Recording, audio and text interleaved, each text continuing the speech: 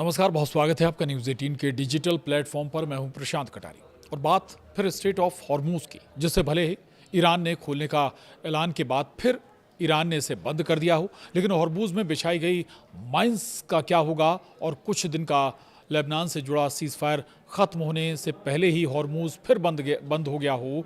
लेकिन आखिर ईरान ने हॉर्मूज को खोलने का फैसला लेबनान सीज़फायर से जो जोड़ा ज़रूर था, लेकिन ये चल नहीं पाया। लेकिन अब सवाल बहुत सारे हैं। सवाल ये कि उन माइंस का क्या होगा जो यहाँ पर बिछाई हुई हैं। भले ही अमेरिका यहाँ पर अपनी तमाम नेवी तैनात कर दी हो अमेरिका ने, लेकिन वो माइंस क्या इतनी आसानी से वहाँ से हटाई जा सकेंगी? जी हाँ, तो हॉर्मूज का टकराव कुछ दिन टलने की केवल आहट भर थी, टला नहीं। हॉर्मूज की खाड़ी में ईरान और अमेरिका के बीच तनाव अब समुद्री सुरंगों की जंग में बदल चुका है। ईरान ने महम 3 और महम 7 जैसी घातक माइंस बिछाकर अमेरिका की सुपर पावर को सीधी चुनौती दी हुई है, जिसके जवाब में राष्ट्रपति ट्रंप ने हॉर्मूज की पूर्ण नाकेबंदी का ऐलान भी किया था। लेकिन टकराव कुछ दिन टल जरूर गया है। इधर अमेरिकी नौसेना अब यूएसएस फ्रैंक ई पीटरसन जैसे युद्धपोतों और नाइफ फिश जैसे रोबोटिक ड्रोन्स के जरिए इन माइंस को साफ करने की कोशिशों में जुटी हुई है।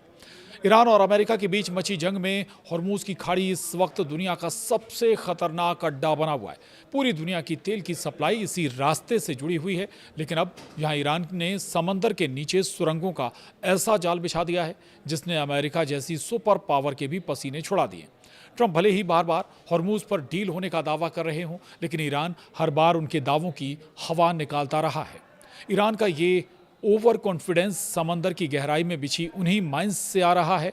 भले ही लेबनान सीज फायर तक हॉर्मूज खुल गया हो, लेकिन टकराव खत्म नहीं हुआ। हालांकि कहें कि अब दोबारा ईरान ने हॉर्मूज को बंद कर दिया, यानी टकराव अब और ज़्यादा बढ़ गया है। समुद्र में अभी भी माइंस बिछी हुई हैं। अब समझिए कि ये समुद्री माइंस कितनी जानलेवा हैं और क्या अमेरिका के पास इनका कोई तोड़ है। बताते हैं आपको आखिर ईरान ने हॉर्मूज पर कौन कौन सी माइंस बिछाई हुई हैं।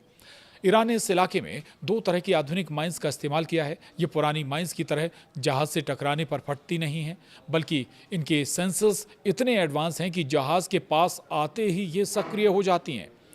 और महम 3 ये एक एंकर्ड माइन है जिसका वज़न लगभग 300 किलोग्राम है। इसे 100 मीटर की गहराई तक समुद्र में तैनात किया जा सकता है। इसके अलावा महम 7 ये भी तैनात है। ये 220 किलोग्राम की माइन है जो समुद्र की सतह पर बैठ जाती है। इसका आकार कोन की तरह है, जिससे दुश्मन की सोनार इसे आसानी से पकड़ भी नहीं पाते।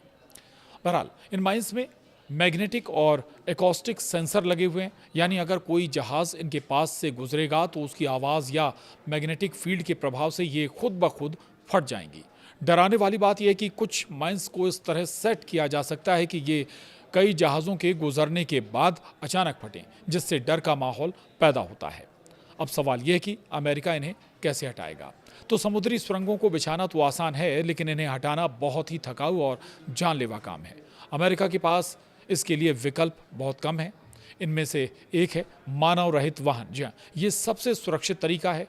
इसमें नाइफ फिश, एक अंडर वाटर रोबोट और एमसीएम वेसल्स यानी बिना चालक वाली तेज़ नावों का इस्तेमाल किया जाता है, जो खुद खतरे में पड़े बिना माइंस का पता लगाती हैं। और दूसरा है आर्चर फिश सिस्टम। ये एक हवाई सिस्टम है जिसे हेलीकॉप्टर से ऑपरेट किया जाता है। ये पानी के अंदर सोनार की मदद से सुरंग को ढूंढता है और फिर उसे नष्ट कर देता है। और तीसरा है नौसैनिक जहाज़। हाल ही में अमेरिकी destroyers USS Frank E Peterson और यूएसएस माइकल मर्फी को इस इलाके में देखा गया है, जो माइंस साफ करने के लिए ज़रूरी माहौल तैयार कर रहे हैं। आपको बताते हैं आखिर हॉर्मूज स्ट्रेट पर क्या है सबसे बड़ा खतरा। तो सबसे बड़ी मुश्किल ये है कि ईरान ने खुद स्वीकार किया है कि उसे अपनी ही बिछाई गई कई माइंस की सही लोकेशन नहीं पता है। ऐसे में अमेरिका के सामने एक बहुत बड़ी चुनौती है। भले अमेरिका रोबोटिक मशीनों का इस्तेमाल करे, लेकिन उन्हें कंट्रोल करने के लिए अमेरिकी जहाज़ों और हेलीकॉप्टर्स को माइंस के करीब जाना ही पड़ेगा। ऐसे में वे ईरान की मिसाइलों या ड्रोन के आसान निशाने बन सकते हैं। चूंकि ईरान का करीब 80% से 90% छोटा नौसैनिक बेड़ा अभी भी सलामत है, इसलिए वो कभी भी अमेरिका के सफाई अभियान में बाधा डाल सकता है। वहीं अंतर्राष्ट्रीय कानून कहते हैं कि किसी अंतर्राष्ट्रीय जलमार्ग को माइंस से बंद नहीं किया जा सकता, लेकिन ईरान इस पर अपना दावा ठोकता रहा है। फिलहाल ये इलाका बारूद के ढेर पर बैठा है, जहां एक छोटी सी गलती युद्ध की आग को फिर से भड़का सकती है। लेकिन अमेरिकी नौसेना के लिए खतरे अभी और भी हैं। भले ही हॉर्मूज दरअसल ईरान के सुप्रीम लीडर मुस्तफा खामनेई के सीनियर सैन्य सलाहकार और रेवोल्यूशनरी गार्ड्स IRGC के पूर्व चीफ मोहसिन रिजाई दावा कर रहे हैं कि अमेरिकी वॉरशिप अब्राहम लिंकन और अन्य जहाज अब ईरान के मिसाइल लॉन्चरों की सीधी रेंज में हैं। वो ये भी कहते हैं कि हमारे भाइयों ने लॉन्चरों की दिशा घुमा दी है, अब अमेरिकी जहाज किसी भी सूरत में बचकर नहीं निकल पाएंगे।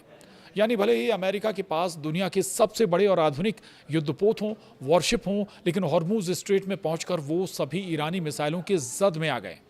भले इन वॉरशिप या युद्धपोतों पर मिसाइल रोधी सिस्टम या एयर डिफेंस सिस्टम लगा हो, फिर भी अमेरिकी नौसेना के लिए खतरा इसलिए बरकरार रहेगा क्योंकि ईरान एक दो मिसाइल नहीं बल्कि सैकड़ों मिसाइल एक साथ दागता है।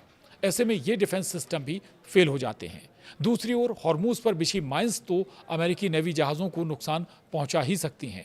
भले ही कुछ दिन के लिए हॉर्मूज खुल गया हो और दोबारा अब बंद भी हो गया है, तो ये अब सवाल भी है कि भले ही हालांकि लेबनान सीज़फायर से इस हॉर्मूज को खोलने को जोड़ा गया था, लेकिन एक बार फिर से ईरान ने हॉर्मूज बंद कर दिया है। यानी अब चुनौती अमेरिका के सामने दोहरी है।